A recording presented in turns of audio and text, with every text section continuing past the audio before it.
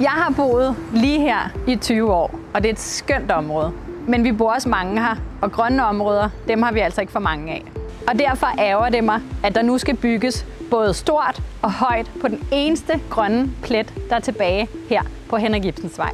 Og der planlægges mere byggeri lige her på Platanvej. Et sted, vi har kæmpet rigtig hårdt for at gøre smukkere, mere grøn og sikker med en ny cykelsti. Grønne områder handler ikke kun om flere træer og græs. Det handler om fællesskaber og steder, hvor vi mennesker kan mødes. Og især for ældre er det vigtigt, at der er steder tæt på, hvor man kan komme ud, nyde det dejlige vejr i nogle grønne omgivelser sammen med andre. Det giver tryghed i hverdagen. Frederiksberg skal være en by med plads til mennesker, ikke kun mursten. Vi mennesker har brug for luft, grønne områder og steder, hvor fællesskaber kan blomstre. Frederiksberg fortjener bedre. Det er så simpelt.